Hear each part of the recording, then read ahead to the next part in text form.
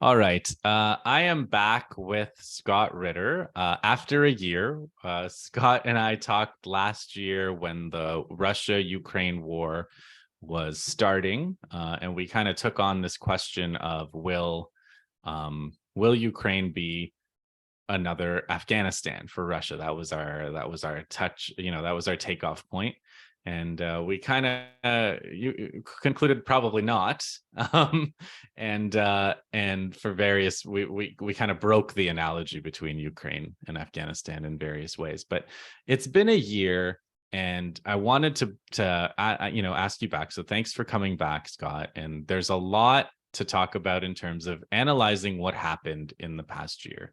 But the first thing that I wanted to ask you was basically one of the facts of this past year has been the incredible intensity of every fact is disputed. So it is almost impossible to tell who's even winning or losing. So if you talk to anybody who's listening to Canadian or US media daily, they actually believe that Ukraine is winning and that Russia is losing, Russia's on the verge of collapse, etc. And you have been saying, very confidently for the past year and even before, that Russia is winning and Russia is doing just fine. And they I guess how somebody here is wrong. And I trust your sincerity, so I have my suspicions that about which side is lying here. But like, if you don't know you and you don't know your work and you don't know who to trust, how would you go about trying to figure out who's actually winning and what is actually happening? How do we understand this question? How do we approach this question of what is actually happening with this war? Well, there's two ways you can approach this. One is what I would call the layman way, the non-expert. And this requires you to dig into the motivations of each side, and then dig into the history of accuracy, not about casualties, but in general. Do they have a track record of being consistent with the truth? Do they have a track record of consistency of their argument, etc.? And so I don't, I'm not going to sit here and write a PhD thesis on breaking that down, but I'll just come up with some basic things. The thematic out of Ukraine and the United States and Europe is that this was an unprovoked war of aggression initiated by Russia. Missing in that entire argument is any discussion of Minsk in the history of negotiations there, any discussion of the Russian effort to come up with a treaty vehicle to avoid war, the two draft treaties they submitted on December 17th of 2021. And frankly speaking, any discussion of phase one of the Russian special military operation. Can I just jump in, because I was listening to Chomsky and he said some really interesting stuff about this word unprovoked. Because he said, you'll never see the word unprovoked about any other war, but if you search unprovoked war on Ukraine, you get like thousands of hits. And which tells you something. Yeah. And he also said, just the other thing he said is, he said, you can hate Russia as much as you want. You can argue about whether it was justified. You can argue whether it was legitimate, but you can't argue that it was unprovoked. He was like, it was provoked. Well, I agree. I agree 100% with him on that. And I mean, and I didn't even throw in NATO expansion and the history of warnings that came from the United States about the consequences of NATO expansion. I didn't throw in 2014, the coup, Victoria Nuland's role and what was the true objectives of that. I mean, there's just a whole bunch of stuff that is there that is no longer there when people say unprovoked war of aggression. It just comes down to basically they start, I think, on February 21st or around there when Vladimir Putin gave his initial speech, which people said that's historical revisionism. This is a madman. This is a guy who's trying to reinvent history. He's trying to commit genocide against the Ukrainians. And boom, on 24th of February, the troops go across the border. And there it is, an unprovoked war of aggression carried out by a madman who is guilty of historical revisionism. And that's the theme, and they've been consistent throughout. But as we gather data and we start to plug things in, we find out that, lo and behold, what people were calling historical revisionism on the part of Putin actually is a heck of a lot more factually based than the counter arguments being put out by others. Stepan Bandera was an evil man. Banderism is a ideology that is manifest today and a significant factor in the Ukrainian government. They have made him a national hero. They do have statues to him. They do sing songs in praise of him. They have transformed the entire youth movement of Ukraine to be in the image of Bandera and his hateful ideology. Yeah. Suddenly you're sitting there going, wow, Putin might have a point, but we're not allowed to say that because this was an unprovoked war of aggression. Right. But the thing that has escaped most analysts' point of view, because a lot of the Bandera stuff, I mean, I have very good friends who I plan on staying good friends with. But if we got down this path and we went down, we wouldn't be friends. Because when I hear them say, look, Bandera, the atrocities he committed were against the Soviets. He's a Ukrainian nationalist who was compelled to do bad things to defend Ukraine from the evils of Joseph Stalin and the Soviet Union. Therefore, mass murder is okay. And I'm like, no, it's not okay. It wasn't good when Stalin did it, and it's not good when Hitler did it, and it's not good when Bandera does it.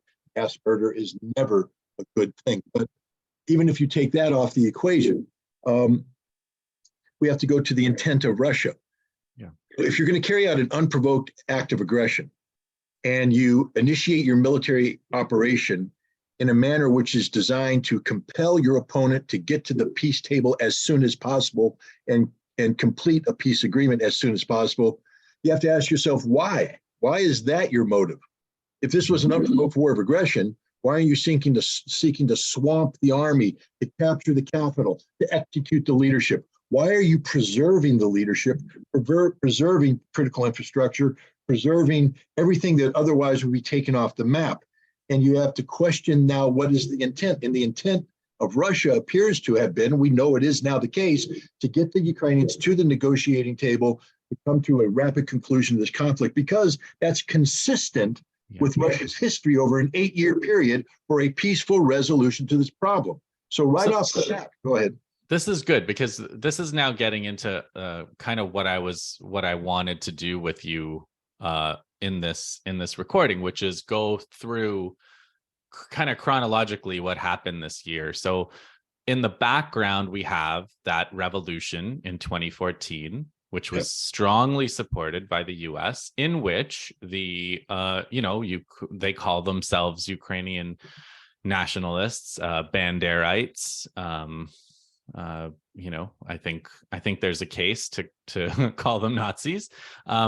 And they played a prominent role, and there's admissions, right, from people like one of these guys, Yevhen Karas, explained, we have fun killing, we have fun fighting, nationalists were the key factor in the 2014 Maidan revolution. And they said, he kind of dismissed the idea that they were numerically not important. He said, if there's, there was only we were only 8%, but we were much more effective than the rest. If not for the nationalists, then the whole thing would have turned into a gay parade. Well, he also is quite clear that it's not the total numbers. It's the percentage of your numbers that are willing to commit acts of violence in support of their cause. And when you have the right sector working for Svoboda, who gangs up, is empowered by the government to work with the Ministry of Interior to form street gangs whose job is to intimidate, beat up, and otherwise terrorize a population, it doesn't matter that when you go to the poll, only 8% of the population votes for you. When you turn your numbers into 100% of the intimidation, you are in control of Ukraine. And anybody who doesn't believe that the right sector is not in control of Ukraine. And I'm talking about every aspect of Ukraine. There's not a single Ukrainian out there who isn't intimidated by the right sector. Yeah, so maybe arguably Zelensky himself. He has been threatened with his life. Yeah, there are if you videos. sign Minsk, you will be hung by the neck until dead on the streets of Kiev. Yeah. Now, in the United States, if I threaten an American president like that, I get visited by the Secret Service. You would rightfully never be seen again. Yeah. Yeah. So, so then the war starts in Donbass in eastern Ukraine, where there's a huge number. Well, the war of doesn't Russian start. Right. Again, that's. I mean, right shortly after 2014. This is but what. Yeah. Again, that implies what happened was the right sector began terrorizing the ethnic Russian people. That's not a war. Yeah, this is terrorism. And a lot of the Russian, they rise up. Yes. To preserve their communities, preserve their lives, preserve their way of living. And then the Ukrainian government, which is not the Ukrainian government, is the right sector dominated coup government, calls all the Russians who are defending their lives, their livelihood, and their way of life terrorists, and they enact anti-terrorism legislation, which unleashes the Ukrainian army on the Russians. Yeah. Again, we're not talking war yet. We're talking about a government terrorizing a specific segment of the population. And these are Ukrainians. We're calling them Russians, but they're Russian-speaking Ukrainians. Russians, but they're Ukrainian citizens. And they made I think you could argue it was after some time that they kind of went the separatist route. They originally, I think, wanted to stay. They viewed themselves as the only legitimate patriots. See, they viewed themselves as Ukrainian citizens who supported the constitutionally elected president of Ukraine, Viktor Yanukovych. They were not in support of this illegal revolution, this illegal coup d'etat supported by outside powers and empowered by a minority banderist ideology. So any concept that this was Russia coming in, generating trouble to try and get the ethnic Russians to separate is just absolute horse hockey. Yeah, it doesn't fit. It doesn't seem to fit the chronology. So then that's like what's going on locally in 2014. But then in the big picture, I think there's something else that happened that leads to what's happening today, which is, I think, and you tell me if you agree, but it seems to me that at some point in the past, 10 or 15 years, Russia's military industrial complex either caught up to or surpassed what the US could do. So there's a feeling that Russia doesn't have to just have these things imposed on it anymore by the US. Right. Look, the Russia of the 1990s was a basket case. Yeah. The post-Soviet Russian space was, especially from the military standpoint, was just an absolute travesty from a Russian perspective. Yeah, mortality goes way up beyond. Your life expectancy of your average man drops significantly. Alcoholism is rampant. Family units are falling apart. The whole country is disintegrating. The economy is an absolute shambles, being exploited by Western capitalist interests who come in and use the oligarch class to extract wealth and then remove it from Russia, not reinvesting it into Russia. And it is just a downward trend. It's literally out of control, and the West is doing nothing to stop it. Throw that on top of that, you have conflicts such as the one that took place in Chechnya. You have other conflicts on the borders, the Georgian conflict in Abkhazia and South Ossetia. You have conflicts in Nagorno-Karabakh. So basically, you're looking at a landmass that is disintegrating politically and is dissolving economically. And you superimpose on that a military structure.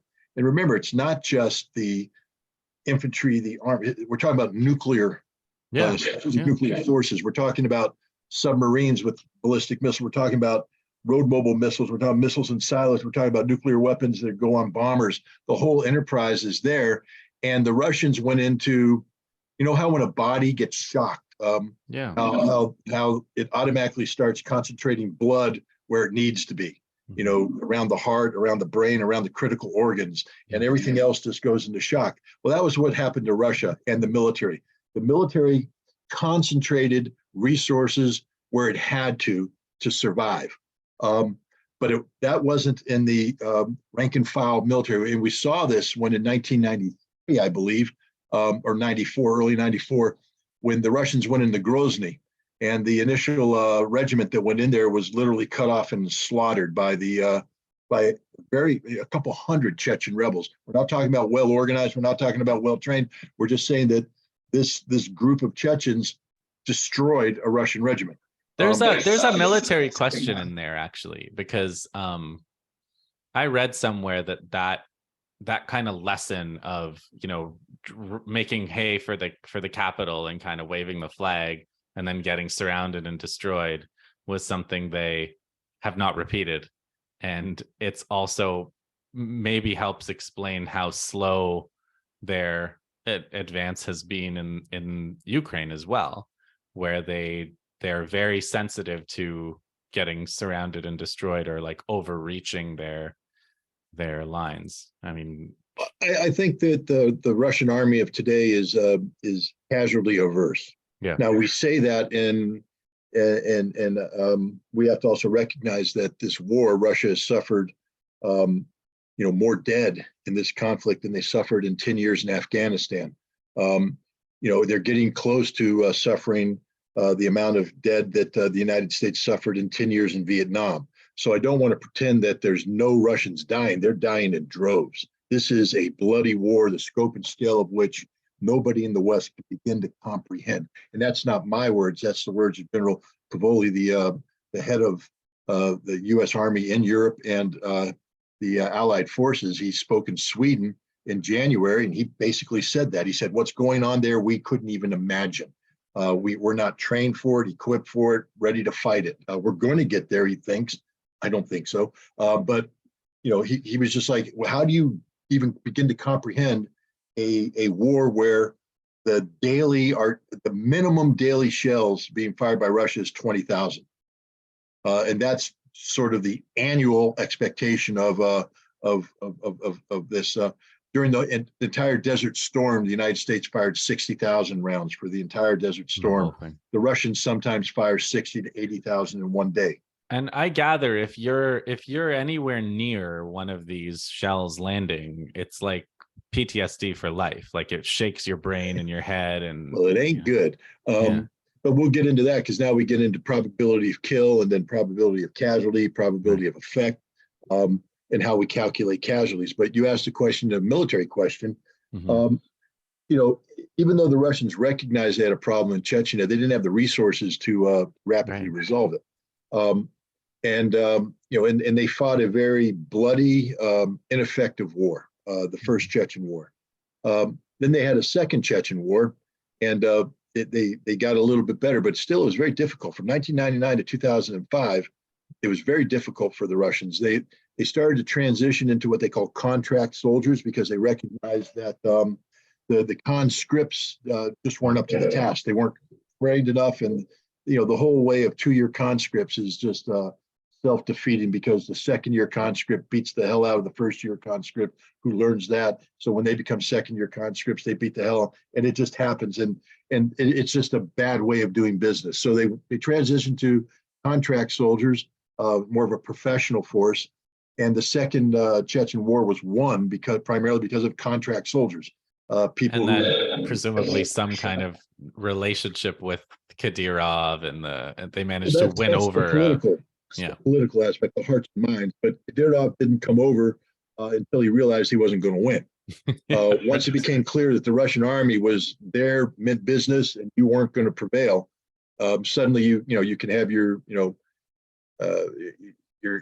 bright light going off, going, oh, if I continue to do this, I'm going to die. And then you begin to second guess why you're doing it. You also have to get into who's helping you and why are they helping you? Why is the CIA working with you against Russia? Is the CIA doing it because they like you, or are they doing it because you're accomplishing something for them? And suddenly you realize you're on the wrong side, and you switch over, and suddenly the hearts and minds have been won, and the war's over. And that was a good thing. 2005 and 2008 though was to me the big wake up call. Right. What happened in 2008 is that Russia fought a very short war with Georgia, but the Georgian infantry, especially, had been trained by the United States Marines, actually. And I mean, you can, it's not me saying this. I mean, I'm a Marine. I'm very proud of the combat capabilities of my brother and sister Marines, but it's the Russians themselves who said the small unit tactics used by the Georgians were outstanding. The way they fired, the way they maneuvered, the way they provided support, the way they communicated, it was echelons above what we could do. We won because we came in with mass. We won because we could just blow them off the face of the earth with artillery. They didn't have good fire support. They didn't know how to employ their armor. But at the small unit level, the Georgians outclassed the Russians night and day, and the Russians admit it. They were like, holy cow, if we had to go up against a NATO force where everybody's trained to that level on across the board, we would lose, and we would lose dramatically. And so that's the sort of the wake-up call for the Russians that went, we have to rethink this whole thing. And from 2008 until 2014, the Russians got into the business of, first of all, re-equipping soldiers. To be an effective soldier, you have to have uniforms that are up to the task. You have to have body armor. You have to have communications devices that enable you to communicate, weapons that are effective. And so if you take a look at the Russian soldiers fighting in 2008, and they're pretty much kitted out like your average Soviet soldier in Chechnya and Afghanistan earlier. And you look at the little green men that were running around Crimea in 2014, totally different, completely different people. The uniforms are different. The whole method of operating is different because they were learning, they were getting better. And but they weren't done there, because in 2014 and 2016, they said, you know, we if we're going to be fighting NATO, we need to bring back these formations like the First Guards Tank Army and the 20th Combined Arms Army, and bring them back. And, you know, we have to start looking at tanks. We have to start looking at artillery, not to fight small wars, but big wars. And they started reorganizing. And when you do that, your defense industry has to kick in. See, from 2008 to 2014, the defense industry was focused on what I would call the small stuff. But starting in 2016, it became the big stuff, tanks, artillery. And probably thinking of Ukraine. I mean, ultimately, by then, they would have known this was going to be the direction. I mean, Syria too, you know, they have some... No, Syria small for them. Syria was a sideshow. They did well, but Syria wasn't like Afghanistan to us. To us, Afghanistan, it elevated U.S. Central Command into the central decision-making body for all of the military. Everything from recruiting to equipping to training was all focused on low-intensity conflict. Syria doesn't drive the Russian military that way. It's a sideshow where units adapt to Syria, but Syria doesn't force the entire Soviet or Russian army to adapt to it. Yeah. So it seems to me Russia is preparing a long time, thinking of Ukraine, thinking of NATO coming through Ukraine. I mean, basically, yes. Starting in 2014, that was that became clear. The reason why they took Crimea was to keep it from falling in the hands of NATO, keep it out of Ukrainians. And you've already mentioned the initial phase of the war. I think we can safely move into the February, you know, the first couple months where, you know, again, you were saying they're making these big moves, and it makes you know, what makes the most sense is that Ukraine is going to probably have to surrender. And then something happened, and Ukraine just didn't give up. And, you know, the U.S. told them, we think probably the U.S. told them, the Boris Johnson went, by the time Boris Johnson went, probably they had already decided they weren't going to negotiate. But like these big moves where they threatened Kiev and everything were probably trying to get Kiev to go back to the deal that they had, right? The Minsk agreements and well, it would be beyond Minsk because you know, Minsk was about keeping Donbass as part of Ukraine. Mm-hmm. Unfortunately for the Ukrainians, when they decided they didn't want to play the game, and you know, for Russia to go to war in Ukraine, and people need to respect this about Russia. you can say they're manipulating legal arguments, but the bottom line is they are assiduous about international law. Yeah. And they're assiduous about domestic law. The Russian president cannot order the Russian army into foreign territory without the permission of the Duma.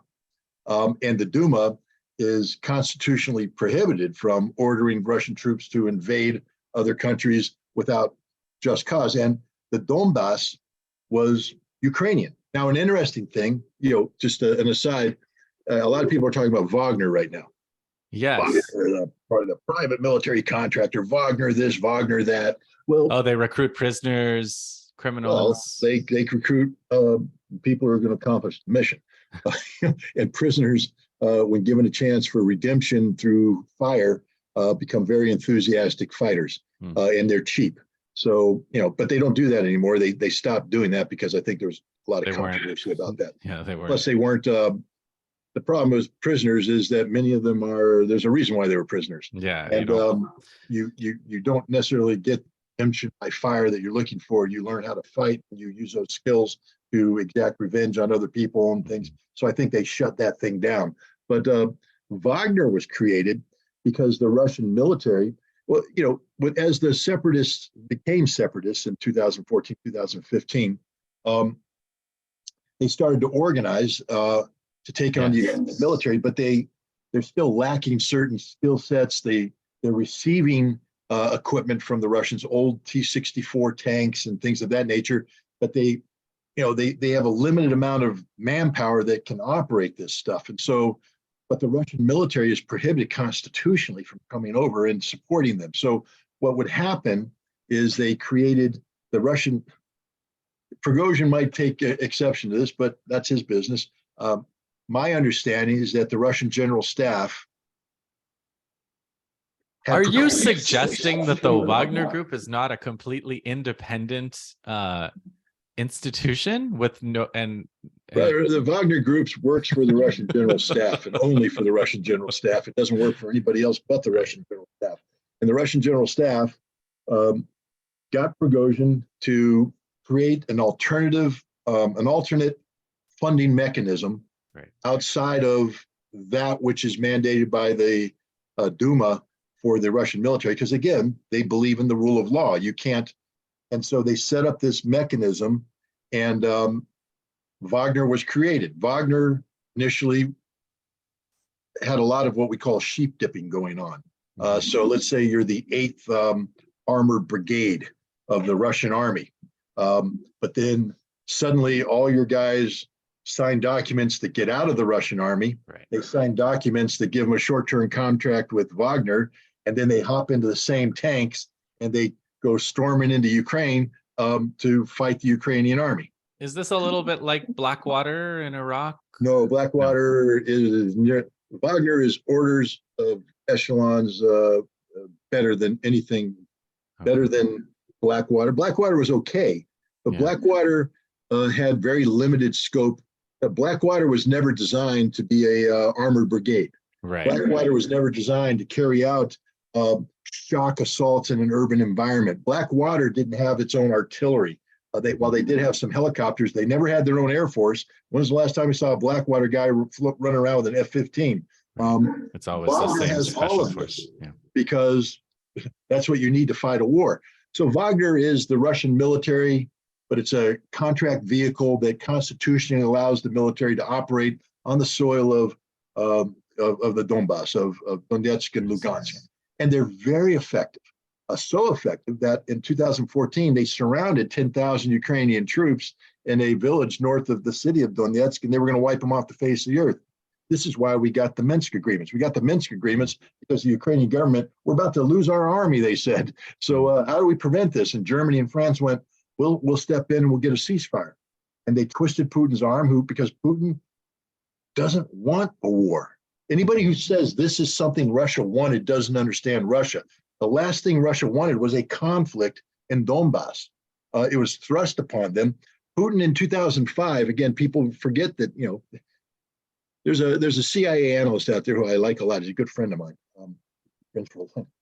Ray McGovern.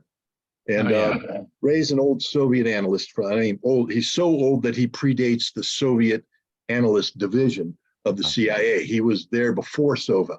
But Ray he taught me something very important. He said, if you want to know what Soviets and Russians are thinking, listen to them. Right. Just listen to them. Instead of listening to what the experts say. Don't listen to interpretations. Don't listen to this. Listen to them, because they tend to say what they mean and mean what they say. And Putin in 2005 gave a speech to the Russian Federal Assembly, and it's been widely misquoted. It's the speech where he said one of the greatest tragedies of the last century was the collapse of the Soviet Union. It's been turned into the greatest tragedy of the last century was the collapse of the Soviet Union, full stop. And everybody says Putin is a madman. He wants to come back and return to the Soviet. If you think Vladimir Putin wants to return to the Soviet Union, you don't know anything about Vladimir Putin. Yeah. But the most important thing is what he said after that, because overnight, tens of millions of Russians became homeless. Orphaned, yeah. He is the Russian president, and he is responsible for the Russian nation. And the Russian nation is not defined by the borders of the Russian Federation. The Russian nation is defined by the Russian people, and the Russian people are defined by their ethnicity, their religion, their culture, and their language.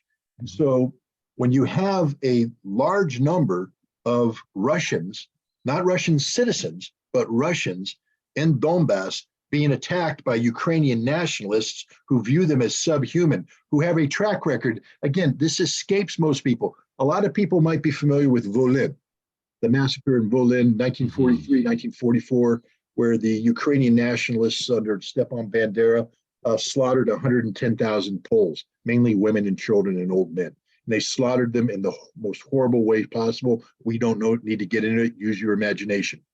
But what a lot of people don't focus on is the over 200,000 Russian citizens that were slaughtered by the Banderas from 1945 to 1953, when Ukraine was a wild west where these bands were running around. They'd surround villages, slaughter everybody. The Russians have documented. They have it all there, but people tend to forget about it. They don't want to hear about that. Well, the Russians haven't forgotten, and the Russians know that the Banderas view them as subhumans, as people not worthy of life, to be slaughtered. And so when the successors, the follow-on generations of Banderists start turning to ethnic Russians in the Donbass and call them orcs, call them Moscow, which is an insulting term for Muscovite for Russians. You have to take seriously the possibility of genocide, because what they're carrying out is cultural genocide off the start, where they delegitimize the language, the religion, the culture, the identity. And the next step to that is cancellation. And then if you're still there, they kill you. And this is what they do historically. There was that speech by Poroshenko where he said, their kids will be hiding in cellars and our kids will be going to kindergarten. And that's the mildest speech. There's other speeches about how they're going to go out there and, well, it's not just speeches. We saw what they did in Odessa, where they stuffed 150 people into the trade union building, set it on fire, and cheered as 48 of them died. So it's real. Yeah, exactly. So they didn't surrender in March or April. But so that I think that was like an unfortunate surprise from the Russian perspective, which I think that was their goal. So it was their goal. Their goal was not to invade and defeat. It was to invade and compel.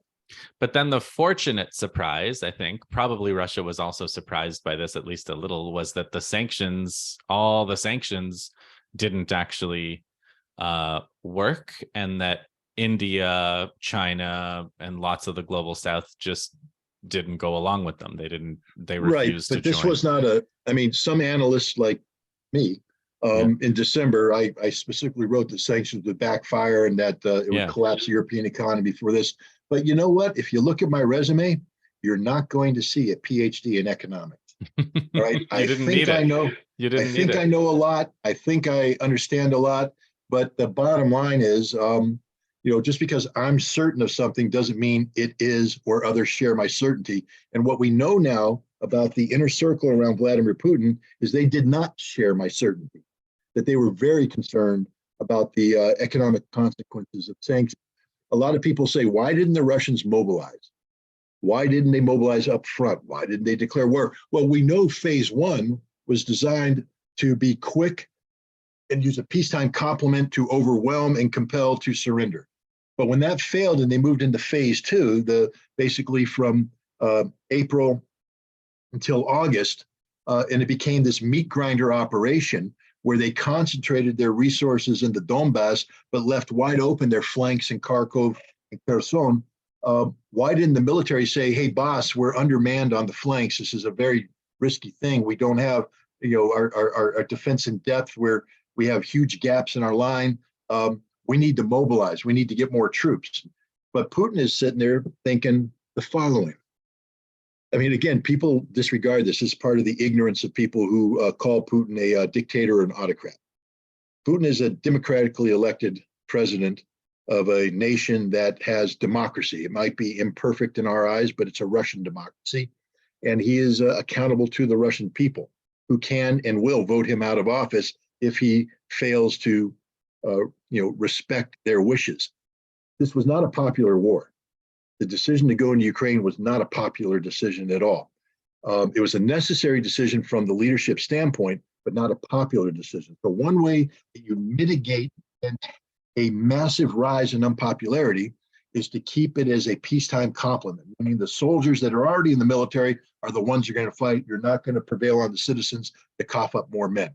And that's okay in phase one. But now you come to phase two, and the military is saying, we might need more resources. But phase two, Putin's still sitting there going, what about the economy? What about the economy? Because it wasn't certain what China was going to do. China has this Westphalian principle position about sovereignty. And China was like, we're not too happy about this invasion thing. We don't like that. India, the same way. We're not too pleased about this. There were no guarantees that China and India would open up their economies. That was still a negotiation in process. Exactly. There was no guarantee that Russia would be able to successfully entangle itself from Western, economic structures. And if they were unable to untangle, then sanctions really would have hurt, because now the Russian economy is tied to the Western economy. And so sanctioning it can cause the collapse that the West was looking for. So Putin's in the business of disentangling a significant percentage of the Russian economy, trying to transition the other economy there while he's fighting a war that's expensive. And he's going, holy cow, I can't. If I'm asking the Russian people to tighten their belts and face up to maybe 15, 20, 25% contraction in the economy, I can't turn around and mobilize. This would be suicide. It would do what the West wants and could lead to what the Ukrainian government wants and the Western government wants, which is a Moscow Maidan moment, where the Russian people rise up in the street and throw Putin out on his ear. So he has to tread very carefully, managing the economy, managing the conflict, and he can't do the things that we in the West say, well, that was logic. He should have mobilized them. No, he couldn't mobilize them. Right. So what happens then is surprise, maybe to some extent, that China and India don't go along with the sanctions. And then a little bit maybe of surprise that that Germany is so willing to sacrifice its own economy for the sake of this war. That went a little bit beyond what I think anybody. All of Europe, not just Germany, especially Germany, because of the absolute dependence on gas, but the whole lemming to a cliff mentality of Europe to say, we're going to sanction, the consequences be damned, if I could say that on your air. I apologize, kind of offended by that language, but no, that was very surprising as well. And then we have Seymour Hersh's article, which is in June, in the middle of this process. The U.S. apparently sent deep sea divers to put bombs on the pipelines, which they then later blew up in September. Yeah, well, we knew. I mean, it's not that this was a surprise when you have Joe Biden on February 7th in front of Olaf Scholz in the White House say, yeah, if Russian tanks move into Ukraine. Smirked. I haven't seen him smirk like that since he was calling you Scotty Boy. Yeah, Scotty Boy. But did you see Olaf Scholz's face? Yeah. He looked like a scared kid. Yeah, and he was just like, yeah. And Hirsch's article says there's really not that many people that, I mean, Biden knew, but they didn't tell everybody that they were going to do it. They just did it. And I honestly, Scott, this is one of the things I still haven't wrapped my head around. I can't believe that they would do that to Germany. Like, it's Germany, you know, like it's their ally. Well, but the history of, I mean, yes, superficially, you're 100% correct. Yeah. Allies, NATO allies, longtime friends, American troops, the Brotherhood, all this kind of stuff. Yeah. But if you go back to since the 60s, the United States and Germany have been clashing about Ostpolitik, about the German desire to have good relations with the East. We didn't want that. Germany wanted to open up its economy early on to allow Russian gas and Russian energy to come in. We didn't want that. Germany wanted a peace treaty. We didn't want that. So there has been conflict and tension and friction between the United States and Germany for decades. And the Nord Stream pipelines, Nord Stream 1, which I think came into being somewhere around 2012, and then Nord Stream 2 came in 2018, 2019. Yeah. But we were dead set against both of those. We did not want them. We viewed that as the Russians getting economic leverage over Europe. It was, sending us in the wrong. And Germany's looking at saying, no, that's what makes us work. You see, we get this cheap Russian gas, and we can save, because you just said, 200 billion euros in subsidies to keep up. Well, imagine if that's what it costs now, the difference between market price, and it won't be that high because the market's gone crazy. But let's say it's 100 billion a year. Yeah. Over the course of 20 years, that's, again, I'm marine math. I might not be the greatest in the world, but that's like 2 trillion euros that could be invested in infrastructure, healthcare, education. There's a reason why Germany has such a high standard of living. It's because they can cough up 2 trillion extra euros for reinvestment into Germany that otherwise wouldn't exist if they had to pay market price. And the United States is looking at saying unfair economic advantage, unfair competition. Germany becomes the enemy. And that's why Newland said, we're very gratified that it's a hunk of metal at the bottom of the sea. I can't, to say that, to just like spit in the face of. Yeah, but the point is, we've all been lulled into a false sense of normalcy, thinking that the United States is the friend of Germany. Germany's been the strategic enemy of the United States for decades. Remember the animosity Donald Rumsfeld had in the lead up to old Europe, old Europe, new Europe, old Europe. That is reflective of, a ingrained sense of animosity between the United States and Germany that nobody's talking about.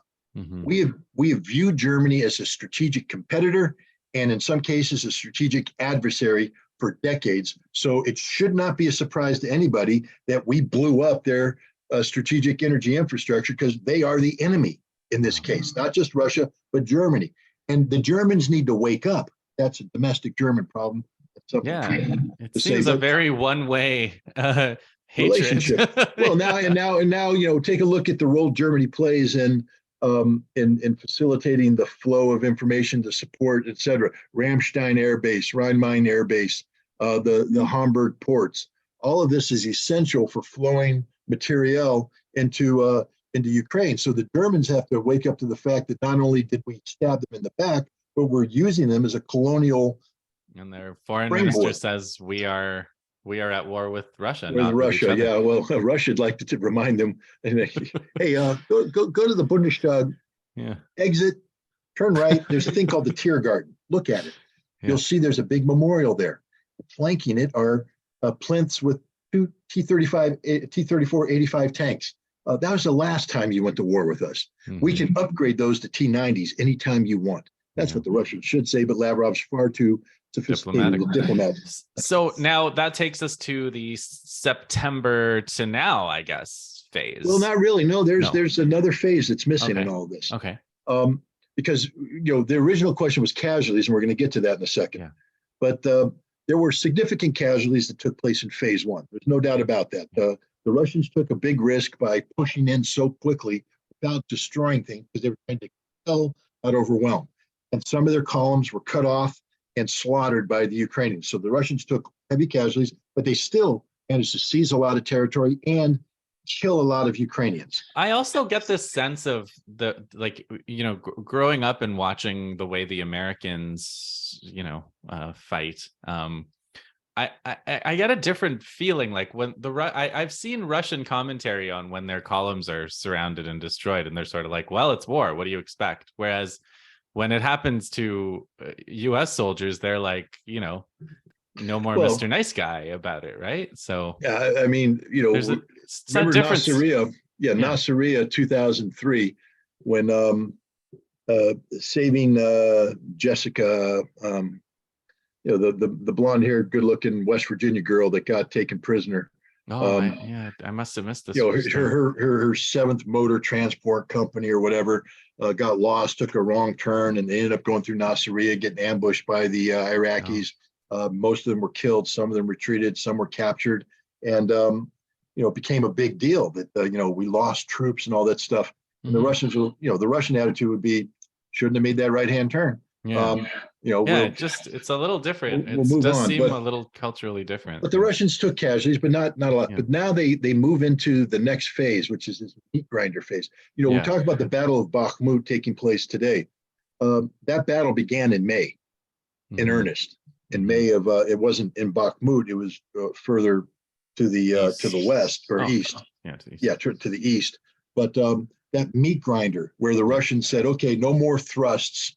We're going to sit here. We're going to grind them down with artillery, massive artillery, and then we're going to move in, clear the trench, grind them down again, move in, clear the trench." And this is happening because this is like a very fortified area. For 8 years, the Ukrainians have turned this into an anthill, concrete bunkers. And if you take a trench, be careful, because there's a bunker there that's going to shoot down the trench line to kill you that you didn't see. And if you get traditional trench clearing operations, you would suffer horrendous casualties. Yeah. So, and you can't just, overwhelm that one trench line, because you get bogged down in the second, third, fourth, fifth, sixth, seventh, eighth, ninth trench line down there. It's just impossible. But so the Russians slowed it down and then just started hitting them with artillery, and they were grinding them away, and they were destroying the Ukrainian army. And frankly speaking, the Ukrainians lost this war sometime in June or July of last summer. And they lost via basically artillery destruction. Artillery grinding them down. But then comes the game changer, which is not game winner, game changer. Because the game right now is Russia grinding you down to nothing. Yeah. The game changer is NATO providing billions of dollars of fresh equipment that were then used to train new units using Western tactics with Western intelligence, Western communications, Western weapons. And they came in, and remember when I talked about the overextended flanks? When you've got 1,500 kilometers of frontage, and you've put most of your troops in the central area, what's left to cover this might be 50 guys per kilometer. I don't know when the last time you went for a hike and marched off the clock, but can't see that guy. Imagine defending an area of 50 guys. In some cases, 50 guys for 5 kilometers. Right. And there was no artillery, because all the artillery was focused on the central battlefield. So all the artillery is supposed to cover that gap. So if the enemy comes in and shoots the gap between two widely dispersed defensive points, normally the artillery will hit it. Plus, doctrinally, there should be a second defense line and a third defense line to slow them down, so artillery can then again hit it. There's no artillery, there's no second defense line, there's no third defense line. And these Ukrainian units that were trained to exploit the intelligence that the United States was collecting, where the gap is, they just went through that gap and they kept going. And they'd go 20, 30 kilometers into the rear and start raising havoc in the Russian rear. So the Russians made the decision, because they had some, and the other thing is, the units that were manning the front lines were, in many cases, police SWAT teams. Yeah, so there is this kind of economy of force that Russia had been applying up until they mobilized. They did it there because they couldn't mobilize, because they didn't mobilize. So they had insufficient resources to the task. All the combat effective units were gathered in the central area, and the other ones weren't. And so the Ukrainians exploited it. And And so, what is yeah, the I mean, Russian? that's very interesting because the Ukrainians they have a real time complete picture of where the Russians are because the Everything. Americans are Yep. giving that to them all the time. And Yeah. they exploited it very well. I mean, Mhm. hats off to the Ukrainians. As a military person, I'm sitting there going, Yeah. wow, impressive. But what the Russians did is they said, we're not going to sacrifice the lives, Yeah. the Hitler hedgehog. Remember in the, Yep. well, say remember, if you've read the history of the Battle of Moscow, when Yep. the Russians launched their winter offensive to push the Russians back or the Germans back, Hitler ordered the troops not to retreat 1 inch, to hedgehog in, hold up. And they break the back of the Russian attack, absorb. Some of the hedgehogs were overwhelmed, other ones held, and eventually the Soviets lost their offensive surge, and the Germans were able to consolidate the line, but at great cost, horrific cost. Well, the Russians didn't hedgehog. They went, we're not playing that game. Everybody up to the rear. Hey, boss, we got 12 tanks that aren't fueled. Leave them. Boss, we got equipment that's not ready. Leave it. I want the manpower out of here. Yep. Abandon the equipment. We can get new equipment. We can't get new manpower. They pulled them back and they consolidated the defensive line and started to defend doctrinally with proper unit concentration, artillery, defense in depth. And the Ukrainians ended up breaking their neck against this. And all those troops that they built up, they lost. Ask yourself why today the Ukrainians are begging for weaponry, because everything we gave them is gone. Ask them why they're kidnapping men off the street, because we've killed all the reserves that they built up. Meanwhile, for the first time, Putin is calling his people in and they said, hey, this is a new kind of war. This is no longer Russia versus Ukraine. This is Russia versus the collective West, Russia versus NATO. And that happened incrementally because it's like there's HIMARS, then there's tanks, now there's F-16s. Right, it didn't happen all at once. But it's sort of, and this is what makes it kind of scary, right? Because it's like there's this, they're sending this, and then the Russians have to match, and then NATO sends more, and so Russia's never had to match; they had to adapt. They had to adapt. I'll tell you, there's 3 weapon systems that have proven to be very problematic for the Russians. One is the M777 American howitzer. The other one is the French Caesar mobile artillery piece. These are all artillery. This is all artillery. And then the last one is HIMARS. Yeah. All 3 of these, you see the Russians, just like everybody, you fall into a pattern of behavior. So you take what the enemy is going to give you. So if the enemy is using ineffective D-30, D-20, 2S1, 2S3 Soviet era howitzers, you adapt to that, to the range and the accuracy. And so you get lazy. So for instance, you might take your command post, and instead of doing an Alpha Bravo command post, jumping it, so if you lose one, you still have command, you'll put everybody into one because it's more convenient, less gas, easier, and you'll move it up to the front, and you'll do that logistically instead of spreading your ammo dumps out, again, which requires a lot of vehicles and a lot of coordination. You just say, bring them all together and cluster them here, and we have a central ammunition supply. And they were doing that as part of this meat grinder war. And suddenly, these new artillery pieces come in with high precision rounds, longer range, and perfect intelligence. And so the U.S. is sitting there going, man post of the X battalion of the X brigade is right here, right now. The general's there. And the Ukrainians went, thank you very much. Boom, boom, boom, bam. You suddenly have a dead general, a dead staff. Their artillery, some of those stories. Their ammunition's all here. Boom, boom, boom. Bam, you just took out 4 days supply of ammunition for the frontline units. And the Russians went, holy cow. So now they had to go back and adapt. First, they had to adapt to the M777. They had to adapt to the Caesar. They had to adapt to the HIMARS, but they have done so. Now they have operational methodologies in place that minimize. Plus, they've carried out very effective counter battery operations. The M777 is almost an extinct species right now on the battlefield. The Caesar can't mass fires. It's moving in, firing, and leaving, because if it stays there, drones connect it, and the Russians are hitting it. And HIMARS, the Russians are shooting down 90% of the missiles launched. What do you make of the Iranian drone story? Is this real? Well, when it first came out, I discounted it. Yeah. I mean, I believe the intelligence because they showed the photographs of the Russian specialists there, and I said, okay, but it's becoming a drone war. Early on it was like advantage Ukraine with the Turkish drones. Yeah. And you saw the videotapes of the drones firing things and killing Chechens and killing people.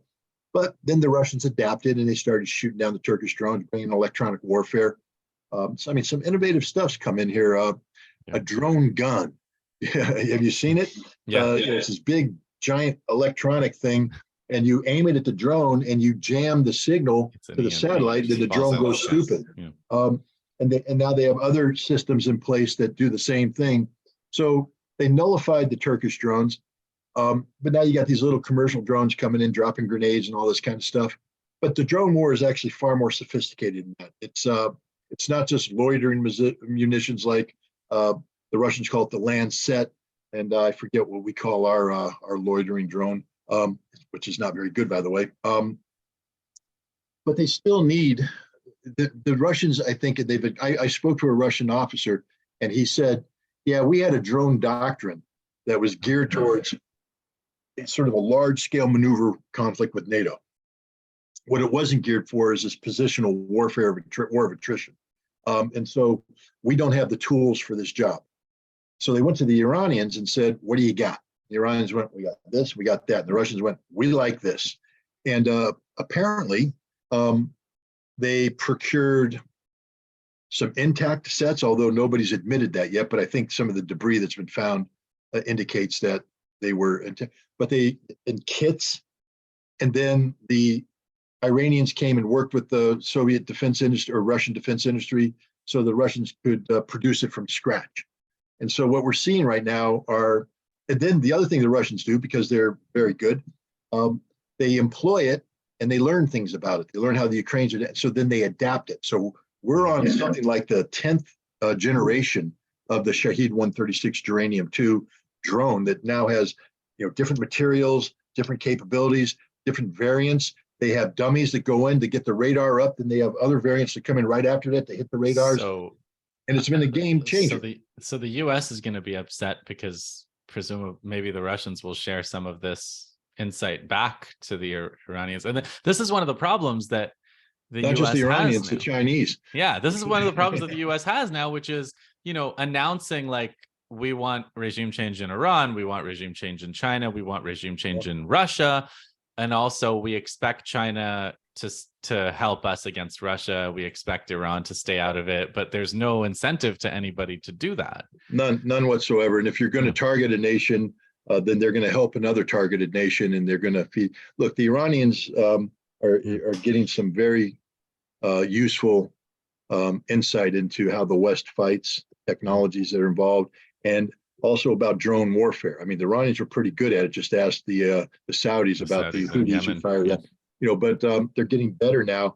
And this is a part of the war that I don't think people are kind of, we talk about an artillery war, but it's, a lot of the artillery is supported by drones who collect the targeting intelligence, feed it back. And then also these loitering munitions, which are sort of an extension of artillery. It's still fire support going in and taking out artillery pieces and everything. And the Russians are very, very good at this. But now this is the NATO attack, that phase. But now Putin becomes liberated because he's starting to get, first of all, he's able to articulate to the Russian population that this is no longer a Russian-Ukrainian conflict.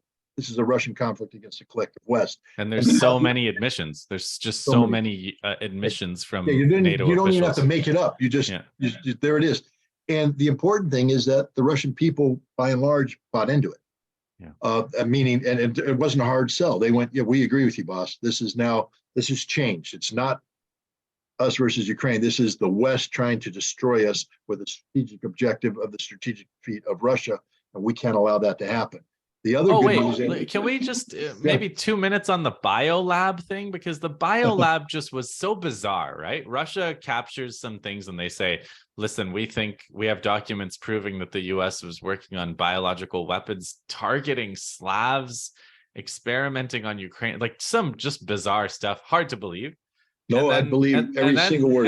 And then they ask Nuland, and Nuland says something like, no, we don't have though. Ukraine doesn't have that, but God forbid if it falls into the Russian hands. So it's like, wait, but what are you afraid of? But it's not even Nuland. Before the war started, the American who was First of all, it's not a question.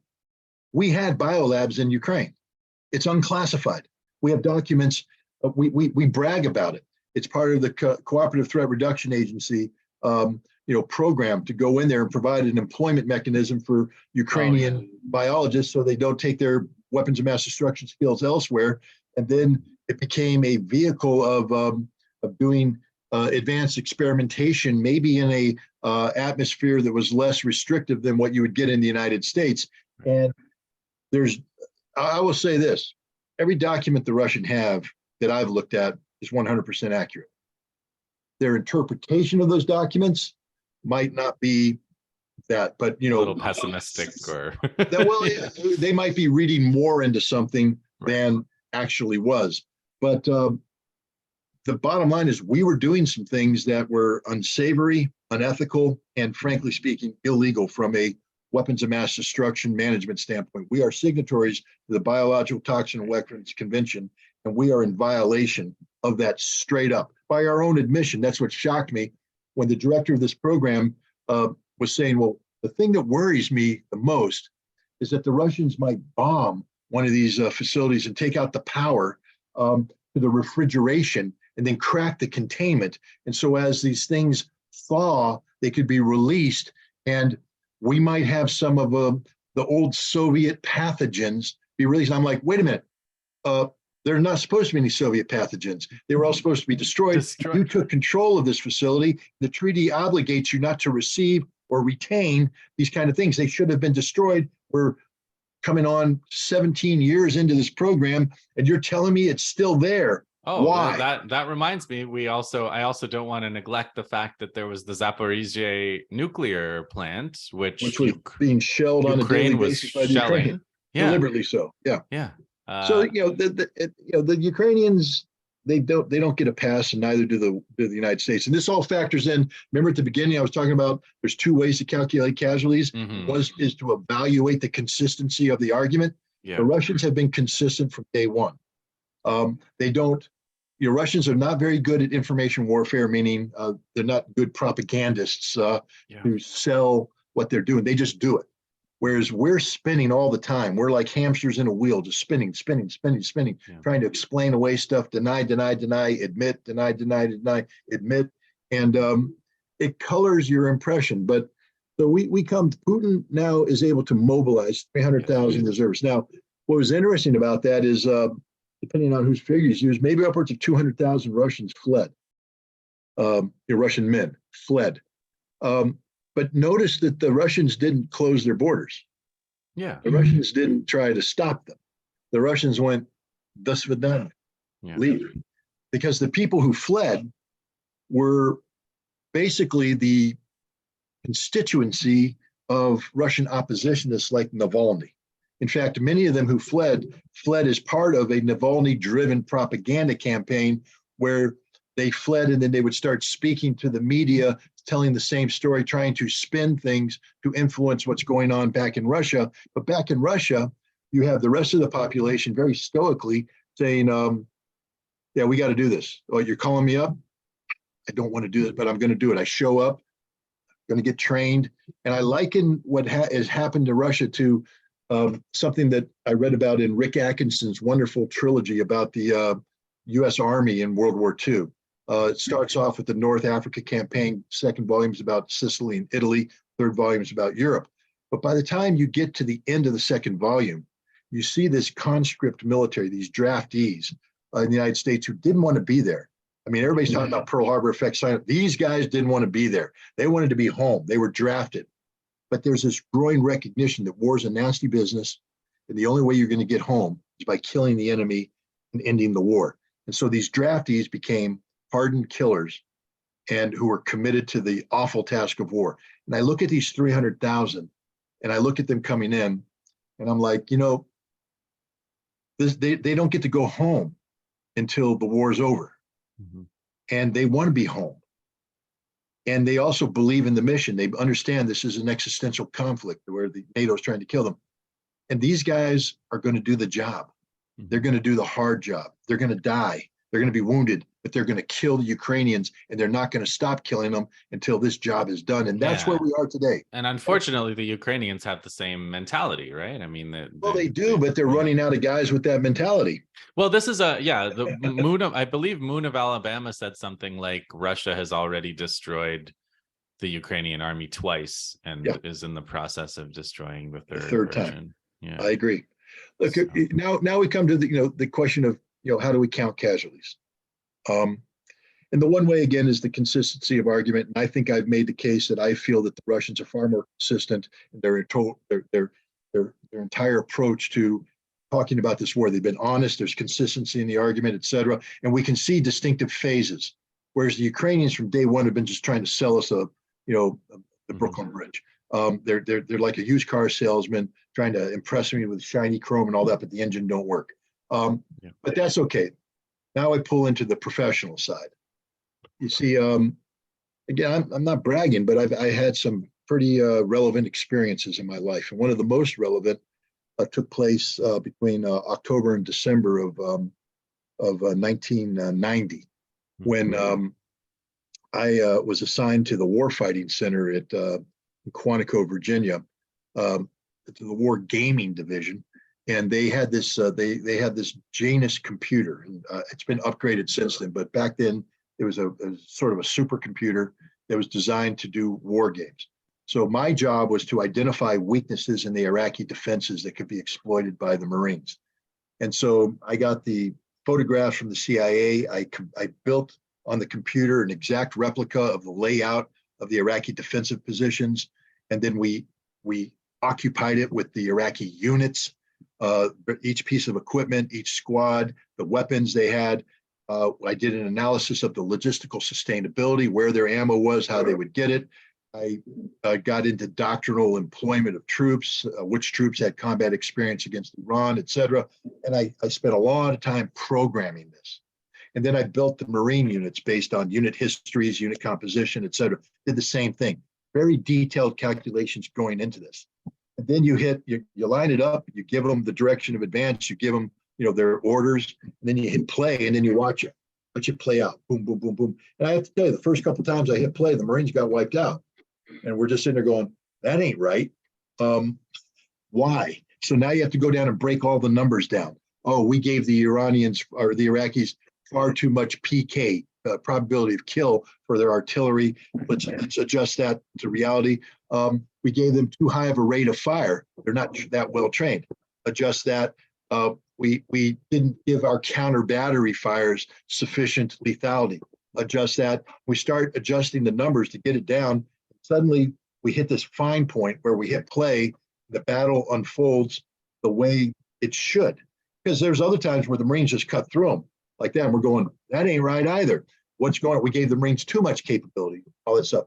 So we find the balance, and then we play this over and over again throughout the line.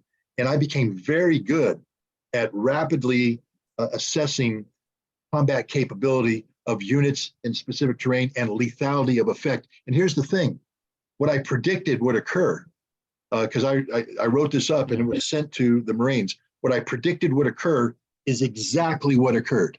Exactly what occurred. So are you doing that? Like, are there Russians and Ukrainians and Americans doing that right now? Like constantly adjusting it to what they're seeing with data? And is that any professional staff would do this? Yeah. So that's, and the Russians have a very good set. I know the United States is war gaming this out constantly in Germany, back in the United States, using the updated Janus computers, which are even faster and better than the ones I use. But my point is, so you're suggesting the Ukrainian military is not entirely independent of U.S. Command and control? The Ukrainian, that was a facetious question. It's a sovereign state with a sovereign military. But I would say that the Ukrainians know that if they deviate from the directions given to them by the Americans, then the outcome will probably be bad. And if they, so you're even just on the basis of trusting the Americans to know better militarily, maybe, or just have better capacities to do this kind of work. Well, they have better technology. Yeah. And they're uninterrupted by Russian artillery fire, right. Russian aerial attacks, electrical outages. They But have like, heat. if we hear, for example, that it's Zelensky specifically who's refusing to order a retreat from Bakhmut or No, that's whatever. probably accurate. That's Yeah. probably accurate. The Americans are probably saying you might want to get out of there now, or else you're going to lose these guys. Mhm. And Zelensky is saying, well, if I pull out, then, or the Americans might be saying, you can't pull out because that'll create this morale issue, and you have to sit there and fight, because if morale collapses, then we're going to have a hard time getting Congress to cough up more money. So, I'm not privy to the conversation, but I would say that there's give and take there, where both sides are constantly talking to one another. But my point is, when I look at the battlefield, my brain automatically goes back. It's like anything. If you I don't know, did you play sports? Actually, martial arts is okay, martial arts. That this is even better. Conditioned response. Yeah. Conditioned response. So that you're actually doing something before you actually think about it, because it's conditioned response. Yeah. And that happens in combat, especially. You have to be. That's why it's repetitive training, because. And that's why people are yelling at you. That's why you're making noise. That's why it's sleep deprivation, because you have to train like you're going to fight, and your body has to be conditioned to have conditioned response, repetitive motion, so that when boom, boom, boom, people die, blood, screaming, everything, your body's still going to do what it was trained to do. It won't have time to go into shock and think. Well, my brain, unfortunately, has been programmed to look at every combat situation as if it's a giant Janus simulation. And so I just sit there and look, and I'm running the numbers. And believe me, after doing it for 3 solid months, it's repetitive. My brain's conditioned. I know what factors I'm looking for. And, I'm automatically searching out logistical sustainability, command and control. I'm looking at the terrain. I'm looking at the artillery. I'm looking at the weather, because the ground soil conditions impact, what's going to happen. I'm looking at doctrine. Is it going to be, a DP? Or is it going to be airburst, or is it going to be a mix of the two? And you do this, and then you go boom, and suddenly I'm coming out going, the Russians are going to get 8-1 casualty advantage here. Mm-hmm. And so now we look at this, at the mass of fires being brought in, and you start calculating probability of kill based upon density of troop and all that stuff, and you're going, wow, they're going to sustain 60% casualties over this period of time. So you look at the number of troops on the front line, and it's a battalion, and you say, in 2 days, that battalion is going to suffer a 60% casualty rate. That's 500 people. That means 300 and some odd casualties. And now you replicate that across the battlefield, getting the reports of where the battles are going, and the numbers just start adding up. And and then you take a look at what the Ukrainians can do to the Russians. And that's why anybody's sitting there go, the Russians have suffered 180,000 dead. How? You tell me how that happened. Because I'm running the numbers, I'm looking at it, the thing, and it ain't going to happen. Not on your best day. You could give the Ukrainians 100%, lethality of every round they fired. They're still not going to kill 180,000 Russians. It just doesn't work that way.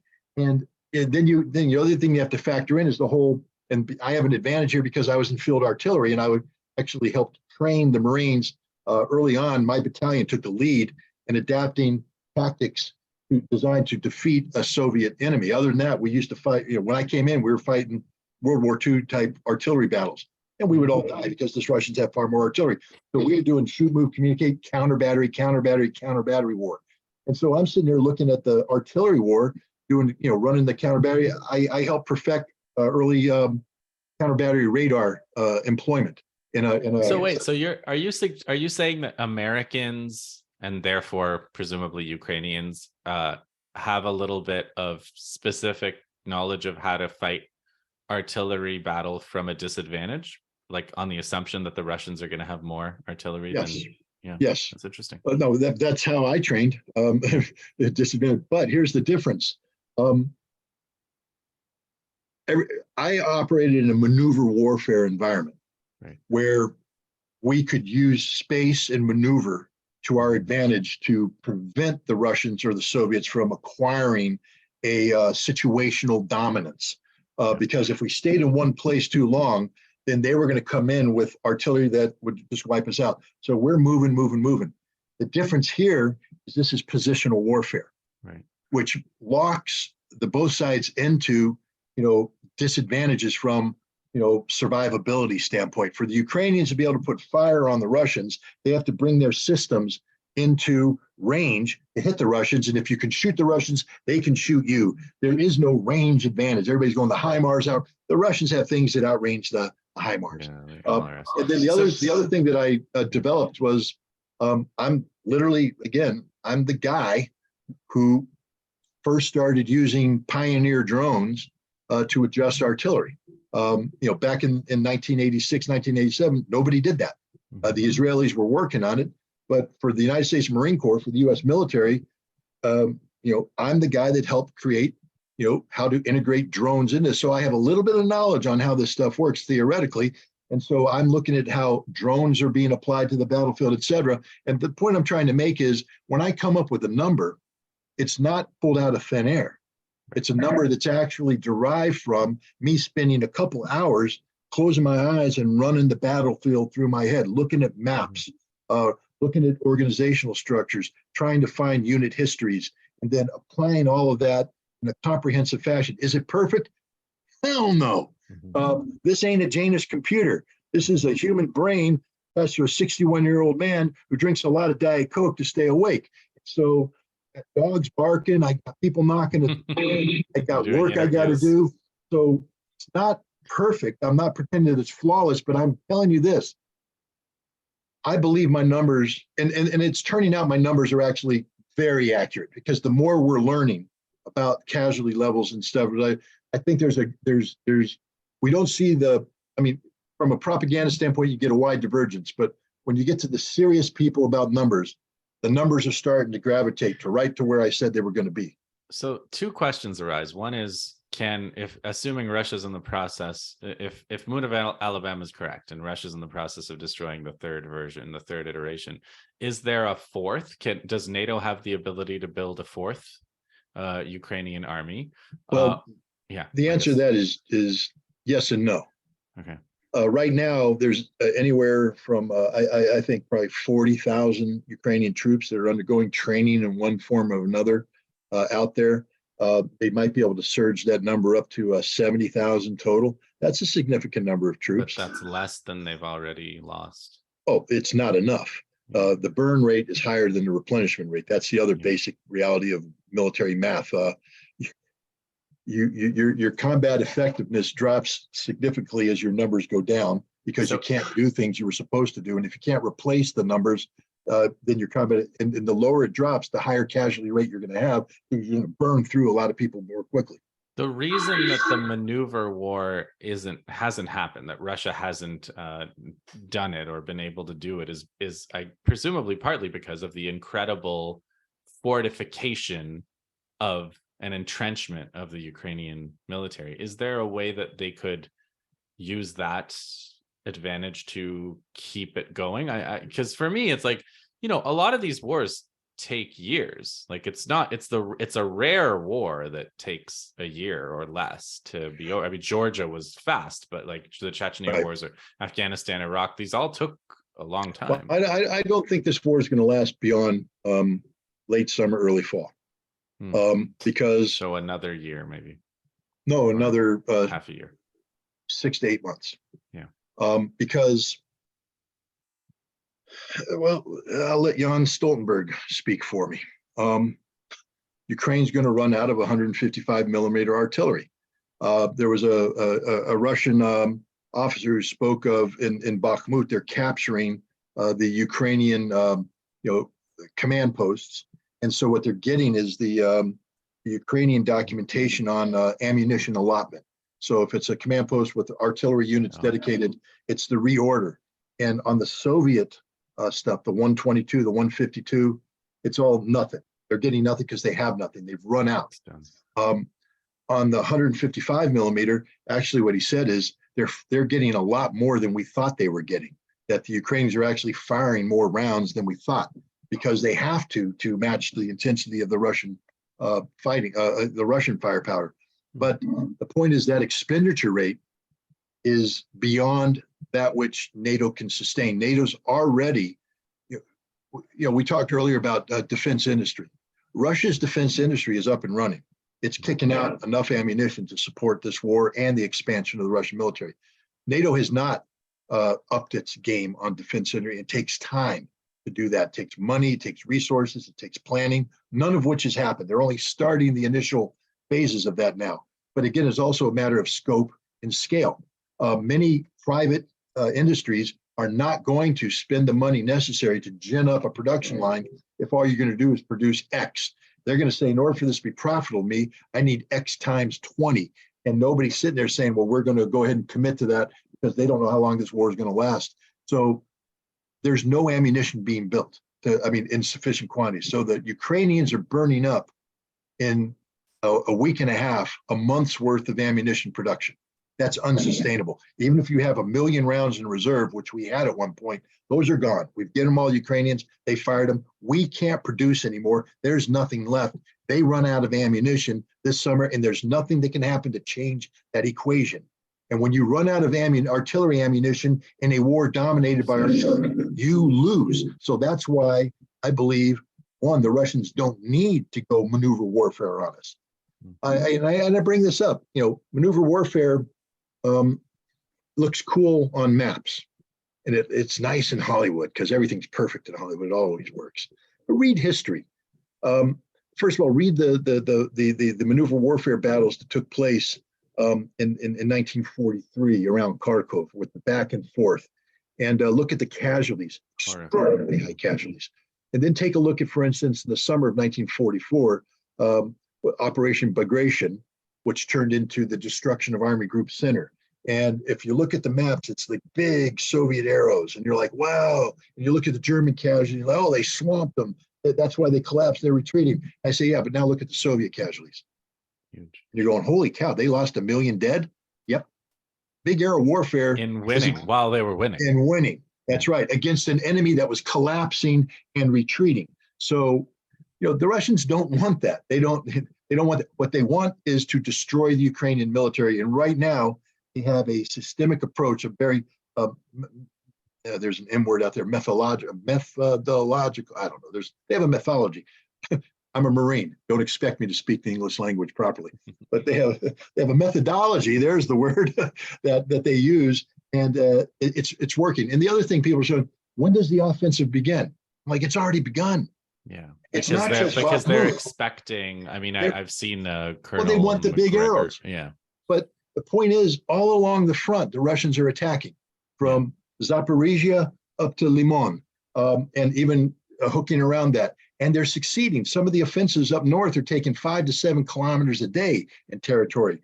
The Ukrainians, meanwhile, are they're like a fire brigade running around to different fires. Eventually, you run out of firefighters, you run out of engines, you run out of hose, you run out of water. Yeah. And that's what's happening. And this is before the Russians bring all of their forces that are still training, by the way, in deep breakout operations. They haven't even arrived at the battlefield yet. So when they arrive, the Russians are shaping the battlefield to their advantage. They're identifying the weak points in the Ukrainian lines, and they will exploit those. I am very confident that the Ukrainian army cannot sustain the casualties that they are sustaining. I'm very confident that NATO can't replenish the Ukrainian army in a sufficient fashion to keep it combat effective on the totality of the front, and that the Russians are going to be able to sustain this military operation. Ukrainians run out of ammunition sometime in July, August, and it's over. So I don't think that, unfortunately, the official Ukrainian spokespeople don't agree with the anti-war position, which is like, the way I feel about all this is that the Ukrainians are suffering much worse than anyone else from this whole thing. And I would love if this war could end before there's further destruction of their country. And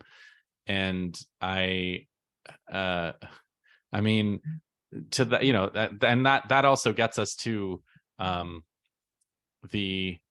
the question of like an anti-war movement. And you've been talking about the anti-war rally, and the left right unite against war, which I don't really believe that's a possible thing to do. But what this all seems very, very distant from what an anti-war movement can actually take on.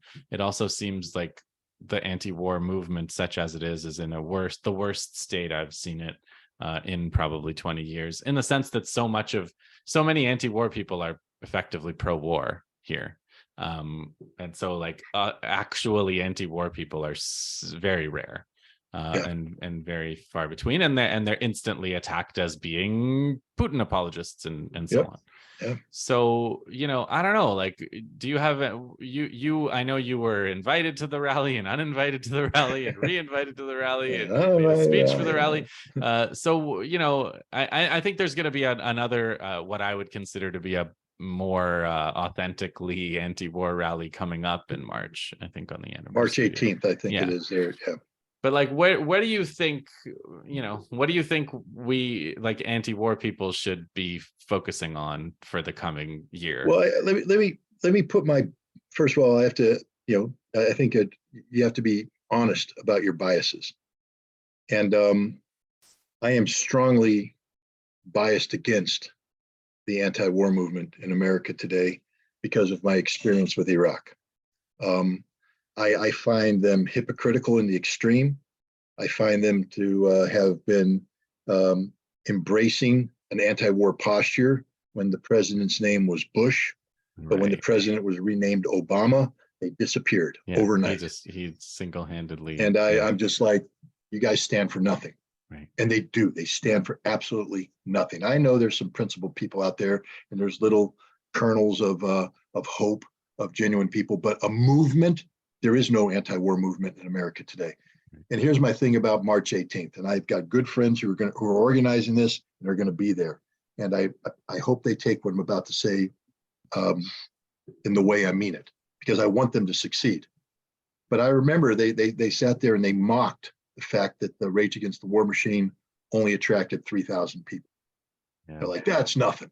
Well, I want to remind them that they only planned on having 2,000 people show up, that the purpose of this rally wasn't to attract numbers, it was to create an organization that brought divergent points of view together in a singular focus.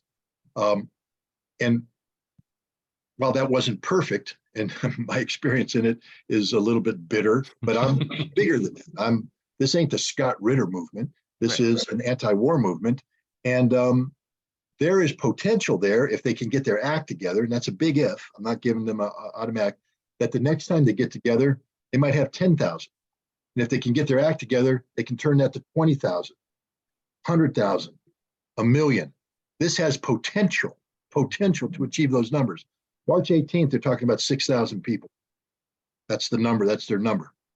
That's as big as they're ever going to get, because they aren't capable of organizing beyond that. That's the maximum potential of the left anti-war movement. 6,000, 8,000, 10,000, they can't go beyond that because they've self-limited in terms of their purity tests and all this other stuff. Plus, they don't know what they're anti-war about. Are you anti-war or are you anti-suffering? Because here's my point about anti-war. First of all, and I've said this before and I'll say it again, I'm not anti-war. You want to hurt my country? I will kill you with a smile on my face. I will come at you like Attila the Hun, man. I'm a Marine. I'm trained to kill. I'm old now, and my knees don't work, and my eyes don't work, and so my mouth is the only thing that works. But when I was younger, I'd have been right there urging them going forward. I'm not anti-war. There's a tweet that got me in a lot of trouble, but I'm not retreating from this tweet. Anybody listening to this who has indicated the dissatisfaction, I don't care, because I believe in this tweet. And it was when I was criticized by the Libertarian Party as, you're not anti-war. Well, first of all, where were you in 2002, 2003? I know where I was. I was demonstrating, I was organizing, and I wasn't just out there demonstrating. I was doing stuff like putting my life on the line to go make a documentary film about the truth of weapons of mass destruction, having the FBI come at me like you've never had the FBI come at you before. I'm the guy who went to Iraq in September 2002 and spoke to the Iraqi parliament.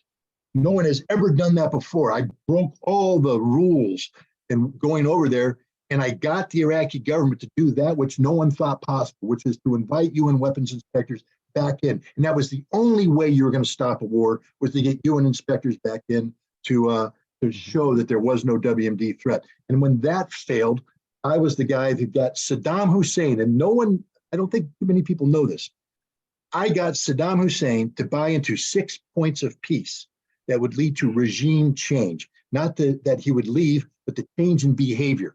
He agreed to this on the eve of war. And if it weren't for the FBI and some other idiots like the libertarians, I'm not blaming them, that mindset, who decided they wanted to destroy me and not give peace a chance, we could have stopped this war, or at least we would have had a fighting chance. So anybody who wants to tell me I'm not anti-war, tell you, I'll meet you in the boxing ring and I'll show you my anti-war technique played out in Morse code on your face. I'm not a peaceful man, but I hate war with a passion. And I wanted to stop that war. And that war broke my spirit, broke my soul, crushed me. I'm just being straight up honest. And the anti-war movement is one of the reasons, because they let me down. They let themselves down. They let the American people down. They let the Iraqi people down. They let the world down. So now people are like, God, what do you believe about Ukraine? Well, let me tell you what I believe about Ukraine. I believe this war should never have been fought. Yeah. I would have preferred an outcome, but I can't. See, I'm somebody who says, from an American perspective, that we can't go to war unless we've exhausted every option short of war. There's no door to a peaceful resolution that has been opened and walked through, that we have tried everything before we take that down. And that war, even then, has to be worth the sacrifice we're asking of the men and women who are going to shed their blood on that battlefield. And so I'm sitting there putting myself in Putin's shoes saying, what more could he have done? Yeah. He spent 8 years begging for Minsk to be implemented. Right. And it turns out that nobody was serious. He was the only serious player there. Which again, they admitted, and Merkel admitted. Hollande admitted, Poroshenko admitted it. And Putin has said that was one of the greatest mistakes he's ever made, was believing them. He said, we could have ended all of this in 2014 had I just been a little bit more bloodthirsty. But I believed in peace. I believed they wanted peace. I tried to get peace. The draft treaties they put out there, Russia basically said, here's what we need to stop a war. They wouldn't do it. Then Russia carried out a phase 1 operation that cost them a lot of guys because they didn't go to war. They sought to, instead of destroy, to compel to the peace table, and they put it all on the line to achieve that objective, and they were betrayed by the West. So I think Ukraine also assassinated their own negotiators and their own negotiator and all that. So, but my point is, I can't think of anything more Putin could have done given the circumstances. So now we're at war. Didn't want it, but we're there. So what's the objective now? I know Putin has strategic objectives. I know Ukraine has. For us, right? But for us, what's our objective? It has to be to minimize the suffering. Yeah. Once war has become a reality that we can't hit the reverse on, it's there in front of us right now. They're fighting. What do we do as an anti-war movement? You can't say, well, I'm anti-war, therefore I can't do anything that legitimizes this conflict. Dude, it's happening. Yeah. You can't change that. It's done. They're at war. So if you're going to say, well, I'm anti-war, therefore I'm anti-Putin, why? He did everything possible to stop the war. They didn't. They wanted it. What do you need to do to minimize the suffering of people? If you're anti-war, you have to care about the Ukrainian. Let me put it to you this way. At this stage in the game, it's possible that Ukraine has suffered 350,000 plus military dead, probably another 400 to 500,000 wounded. Many of those wounded's brains no longer work. They don't have limbs. They'll be pissing into a bag the rest of their life. All the things we don't like to talk about when, Americans, I support the troops. Really, when was the last time you went to a VA hospital and changed out the colostomy bag of a 32-year-old man who will never walk again because he went to war for your country, the one that you said you wanted to stop, but you didn't stop? I have no patience for these people. So now the Ukrainians are suffering. Tens of millions of Ukrainians have been displaced from their homes. Their homes have been destroyed. Have you looked at the cities where they're fighting right now and the destruction, the level of destruction? Even if the war ends today, they can't go home because there is no home. They are permanently displaced. Now imagine, do you have kids? I'm not asking too personal questions. Yeah. Okay, I have kids. I've raised kids. Thank God I had a stable house, income, etc. So my kids grew up with a sense of normalcy, education, social adaptation, all that stuff. They're pretty cool kids. But imagine now, house catches on fire. That happens, but there's no Red Cross, no nothing. As I go to the street, the neighbors are coming in and hitting me with sticks, driving me away into the woods. I have to go live in a country that doesn't want me, get a job that I'm not. It's not what I'm trained to do. I have to go, shovel poop. and my kids are in a strange school system and their relatives are dying, they can't go home. Those aren't going to be well-adapted kids. We have condemned a generation of Ukrainian children to a horror, to a maladjusted life.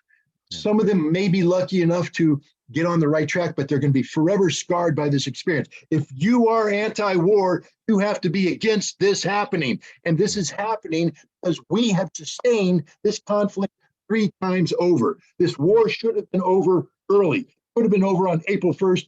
We stopped it. This war could have been over in the summer of 2022 because the Russians were destroying the Ukrainian army. We reinforced. And now we continue to keep this war going by pouring military forces, resources, and financial resources, and we don't give a damn about the people of Ukraine. We can't give a damn when you allow that many Ukrainian soldiers to die in 1 year. We can't give a damn when we allow over $1 trillion worth of infrastructure damage that will never be repaired by us. We can't give a damn when we've displaced tens of millions of refugees in their own country and out of their country. Don't tell me we care about the Iraqi or the Ukrainian people. We don't care about the Iraqi people either.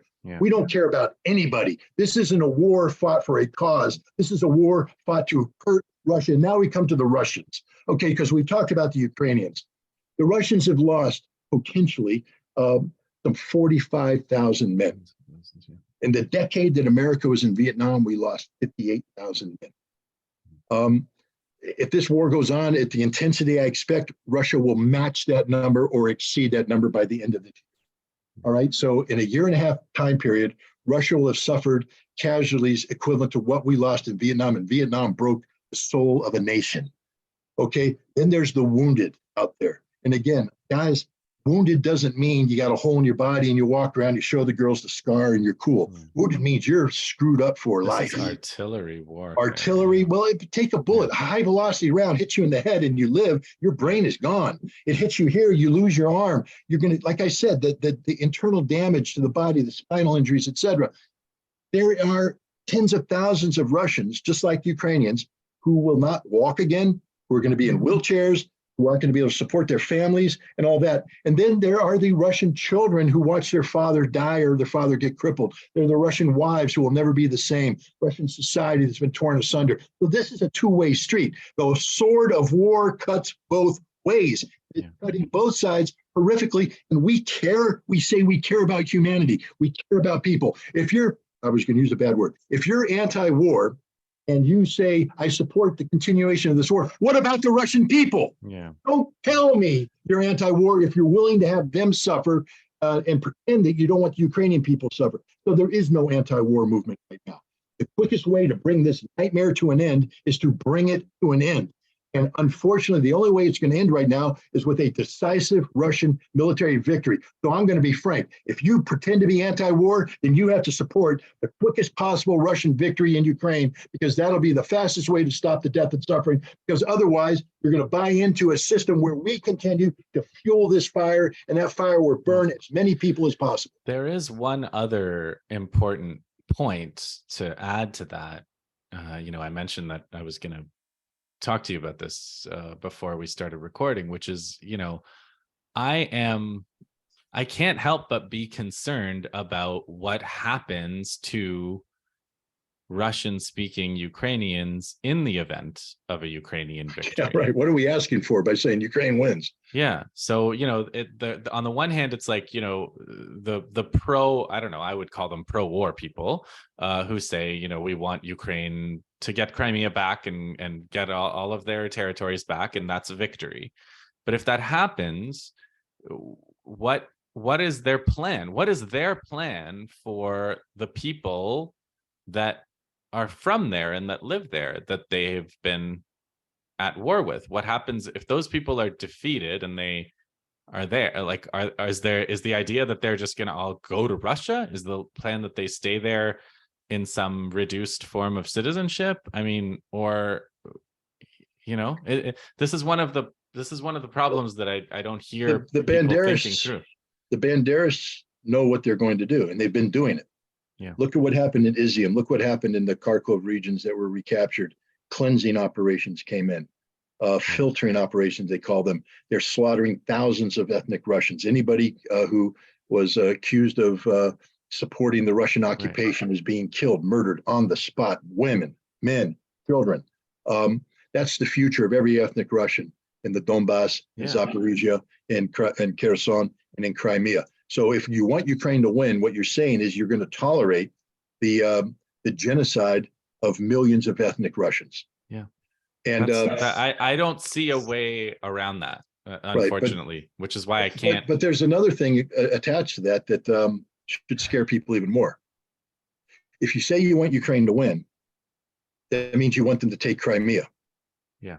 And if Ukraine was successful in taking Crimea, this constitutes an existential threat to Russia.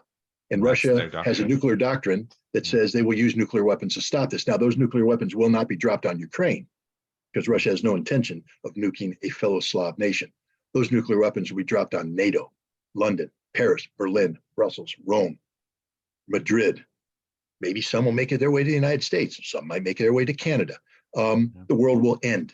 So all these people out there, saying we want Ukraine to win, you really are saying you want the world to end. There's worse things in the world than accepting the fact that ethnic Russians will have a better life under a Russian government than they would under a Ukrainian government. Maybe when we talked again, maybe when Vladimir Putin talked about the history of development of Ukraine, he was spot on, that this is an artificial nation that has been cobbled together in a artificial manner, and that they can't get along. How can you get along if you're a Western Ukrainian who views the ethnic Russians as subhumans, who has a history of slaughtering them in large numbers, and has proven that it's not just a historical thing that happened, but they're willing to do it now and are doing it now. So if you're anti-war, you might want to start thinking about being pro-partition. You might want to start thinking about the best way to end this war is on the terms that Russia is talking about, because that provides a long-term solution, because your solution only increases the death and destruction, the potential for the termination of all humanity. Yeah. Well, we've unfortunate. You know what I think of from your history, Scott, is William Tecumseh Sherman. He made this speech when he burned Atlanta, or he wrote it, but he said something like, a couple of years ago, if they had stopped, they would have had peace and harmony for 100 years. If they had stopped last year, they could have even kept their slaves, but now, they're going to lose everything. Over. And Ukraine's going to lose everything. Yeah. I mean, this is a sad fact. If you listen to Putin's February 21st speech that he gave, now in the West, it's been derided. He's angry, he's bitter, he's vengeful. Yes. And also because he didn't announce the big aero offensive, it was a nothing burger. It was underwhelming. Yeah. Underwhelming. We weren't impressed. Listen to what he said, guys. First thing he said is the focus of effort is the economic and social revitalization of the new Russian territories. Mm-hmm. That means that, hey, the wars are going to stop until they push the Ukrainians out of these territories, and the focus is on building these territories up. Then he said, the nature of the weapons provided by NATO will define how far we have to push the Ukrainians back from these borders. And so when NATO is bragging about HIMARS and the small bomb units will go 150 kilometers, Ukraine, by accepting that weapon system, you just guaranteed that this war won't stop. And remember, Russia's winning, you're not. So this war won't stop until Russian forces have pushed 150 kilometers past the current borders of Novorossiya and Donetsk. And now we come to, I refer people back to Vladimir Putin's 2005 statement, not the one about the Soviet Union collapsing, but the one about he is responsible for all Russians, the Russian nation. If you go 150 kilometers past the Novorossiya and Donbass borders, you get Odessa, you get Dnipropetrovsk, you get Kharkov, Russian cities populated by majority Russian populations. Ukraine, you're going to lose everything. You are going to lose everything. And the West says they support you. Understand that the worst thing that ever happened to you, Ukraine, was buying into the false promise of NATO. Because who was it that said it's bad to be Kissinger. America's enemy? Kissinger. And he would know. Yeah, he sure would. So last question. Okay. Chinese peace plan. I guess the Biden already said if Putin likes it, it can't be good. So that might Biden knows best. Biden is, with his diplomatic acumen. Surprised he didn't say, Vladdy boy. Yeah, Vladdy boy. That's why they get the big bucks and you don't. Maybe it's dead in the water, but I mean, do you think, again, as an anti-war person, here I am, is there some formula with China mediating, or somebody that's credible that could have some kind of deal? Is there a deal that Russia could accept that could The be? Russian deal has to, at this point in time. First, I have to be careful when I say has to, because I don't know. Yeah. What I do know is this: that the Russians articulated in phase one demilitarization, denazification, and no NATO. By the time they got to the 1 April peace plan that there was going to be signed, they had walked away from demilitarization. They had walked away from denazification. Yeah, the Israeli guy said that, right? The Israeli prime minister said, and all they wanted was no NATO and independence for Donbass, and Crimea is forever Russia. Again, getting back to Tecumseh Sherman, had you stopped fighting 2 years ago, you could have had this. Had they stopped on 1 April, Ukraine would be a viable state, very strong, very healthy, and Russia would actually have more problems than Ukraine does because of the unsatisfactory nature of the peace. But they didn't do that. China is interesting because China and Russia, prior to the invasion, if you remember, Joe Biden, when he met with Vladimir Putin in June of 2021 in Geneva, on his way out, he turned to the press and without anybody provoking, he said, "Yeah, I don't want to give away too much about what I said to Vlad, but I told him, man, the Chinese, you got to get away from those boys. Those are bad boys. They're going to come in. They're trying to take over your economy. They're going to come in. But Vlad, you're bad move with the Chinese. You got to come to us, man. Come to us. Be with us. The Chinese are bad people." And Putin's like, "Thank you very much." Well, there was another speech from a long time ago that's been making the rounds where Biden says, and then I told them, "What are you going to do? Go with China? Best of luck in your senior year." and then, why don't you try Iran for that standpoint? Well, Joe, thank you. Well, here we are. 1997. Yeah, here we are. Iran, China, Russia together. But the thing is, Biden and not Biden, Putin and Xi Jinping have a very good relationship. Yeah. It's a relationship that has been formed consistently over the years. They are both very long-serving leaders. So it's not like the United States where every 48 years we get this whiplash of leadership and countries are going, "Who are you, Jekyll and Hyde?" Putin has been consistent for 22 years. Xi Jinping has been consistent for nearly the same amount of time. So this is a relationship born of trust and of necessity. China and Russia are not natural allies. They have been brought together because of the policies of the United States, which have been equally oppressive to both. So they've come together, they found common cause. It's an uncomfortable thing for the Russians to do, to commit economically to China, because China is big. There's a danger of China swallowing Russia. China's so different, right? Russia loves the West. The Russians love the West. They always have. Russia's learning to be indifferent to the West, because the West deserves to be indifferent too. But Russia's changing. The things are changing. But here's China's problem. The whole key to China's policy towards Taiwan is an Westphalian approach to sovereignty, saying that Taiwan is China. There can be no interference in the internal affairs of China. West, you have to stay out of Taiwan. You can't get involved in Taiwan. That's our business. And Russia went and invaded Ukraine. It's awkward. Yeah, because awkward. We can't say we support you, because then we'd be supporting this. You've put us in a bind. What do we do? But before the invasion, Putin and Xi got together and they put out this 5,000-word joint statement that basically said, we are closer than allies. We have something better than alliances. And here's where it's important. Because it's true. Imagine a treaty that they had signed where China would have had to impose a Westphalian principle towards sovereignty, because that's China's national policy. And so now you have that treaty and Russia invades Ukraine. Suddenly the relationship is fatally flawed, fatally broken. You can't recover from that. But because there's no treaty, China is able to do the following. We don't really like what you're doing there, but we're not going to sanction you either. We oppose your invasion. We'd like you to get out, but we're going to open up gas pipelines and trading pipelines and the whole thing. So China's been doing this dance because it's not a treaty relationship. It's a relationship that's better than a treaty, and that proves it. But now China's in a situation where the West, they're looking at the West's strategic intent to destroy Russia, and they're saying, there before the grace of God go us. And if Russia fails, if Russia loses, then all of that intent is going to be turned on us, using Taiwan as the same leverage that Ukraine was used against Russia. Yeah. So it's best that we enable Russia to win right now. So in order to walk away from Westphalian principles, you have to redefine the nature of the conflict away from a Russian-Ukrainian conflict into an existential struggle between Russia and the collective West. But before you can do that, you have to show good intent. You can't just walk away from Westphalian principles. You have to put. I see where you're going. good I intent see. on the You're saying table. China's peace deal is insincere, I think. I'm not saying it's insincere, because I think China would love it if Russia would unconditionally But they withdraw also from know Ukraine. that it can't. But that's not going to happen. It's Right. not a lack of sincerity on the part of China's fault. They put forward a peace agreement that adheres to their principles of Westphalian sovereignty. But they also recognize that it's likely not to happen.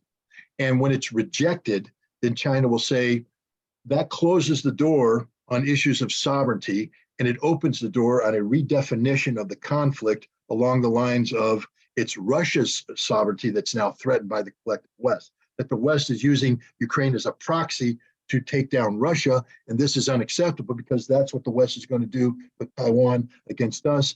And now they are strategically aligning. There was that old movie, the Twilight movie, where you had a team, you The had wolves and the the vampires? werewolves, and you had the vampires, and everybody said, my team Jacob or my team whomever. Well, China's basically saying we're Team Russia.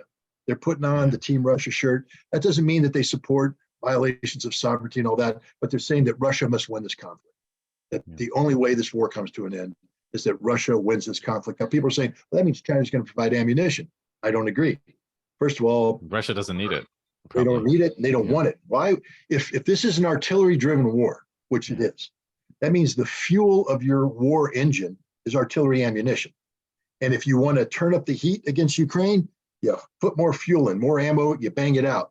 If you need to drag it out, you lessen the fuel. But Russia's hand has to be on that throttle. If you give China the ability to supply the ammunition, China's hands on that throttle. And now I'm the Americans going, whoa, wait a minute. China now has control of this war.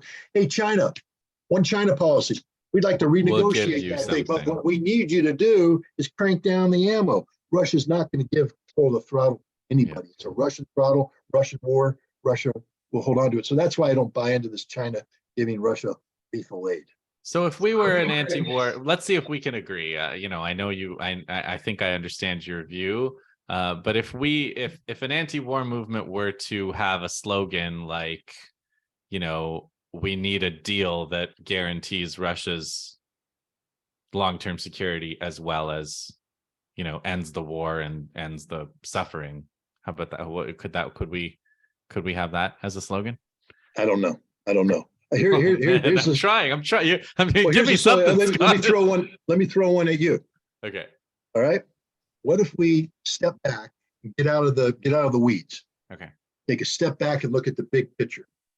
What's the biggest fear anybody has about this Russian United States nuclear Armageddon? Bingo. This is where we can get agreement, I believe, with everybody. Forget about peace deal, trying to get into the weeds and get involved, because you're not going to win on that one and anywhere. You might come up with an acceptable slogan for you, but the Russians don't care. That I'll be holding that sign somewhere. Yeah, and people will be driving by. Some will honk in favor, some will honk to harass you, and that's it. There's your day. There's your week. I've done that. Yeah. Who hasn't? Who hasn't? How about this slogan? No to nuclear apocalypse, yes to arms control. Yeah. You see, because right now there is no arms control. Right. Because of this war, right, there is a suspension of the last remaining strategic arms treaty between Russia and the United States. That treaty expires on February 2026. When it expires, there will be no arms control treaties. And because of the level of mistrust that currently exists between Russia and the United States today, this will inevitably lead to an arms race without any checks and balances in place. And because human nature is what it is, and the level of mistrust it is, it's not that there is a possibility of a miscalculation. It is a distinct probability, which means there will be a nuclear exchange and we all die. This is the point I'm trying to get out to the anti-war movement right now. This war is screwed up. Okay, I think we can all agree on that. This war is screwed up, and you may believe this, I may believe that, and we're not going to agree. But what we can agree is we don't want this war to turn into a nuclear apocalypse. So let's walk away from this war, Right. and let's focus on the big picture. Because we ain't going to solve this war. It's going to solve itself. That's the tragic reality. Because the U.S. isn't going to stop providing arms, and the Russians aren't going to stop killing Ukrainians. And so this war will solve itself. What we need to focus on is getting Russians and Americans back together at the negotiating table. That's our number one priority. Not to tell them how the outcome should be. That's prescriptive, and that doesn't work. I can tell you as an arms controller, but that you must sit down and start the business of talking now. It takes 3 to 5 years to negotiate an effective arms control agreement. We're not going to get that. At best, we're going to get some momentum post 2024 election and have 1 year, get a treaty done, which means you got to sit down in earnest and you have to mean it, and it has to work. You get one shot at this. And that isn't going to happen if you have politicians and arms control experts who remain hostile to that notion. Yeah. They have to be empowered by the people in the same way that the Reagan administration, because remember, study the history of the Reagan administration. Early on, they did not like arms control. Richard Pearl and company were against it. Even Paul Nietzsche, the negotiator, wasn't too thrilled about it. Richard Burt, didn't like it. And in June of 1982, 1 million people gathered in Central Park and sent a message that we support arms control. Yes to arms control. And that liberated the politicians. And 5 years later, we got the Intermediate Nuclear Forces Treaty that then spilled over to the START Treaty, and we began a nice process that now has been reversed. So if people say, I'm anti-war, what can I do? I'm telling you right now, I'll give you a date. June 22nd, 2024. Join me and other people in Central Park or wherever you want to come up. Let's get millions of people to come out that day and send us a signal. We're not protesting against anything. We're protesting for, we're demonstrating in support of arms control. Because if we don't solve that problem, all this other stuff doesn't matter. None of it matters. And now we come back to one of the original things we talked about. Can the left and the right come together?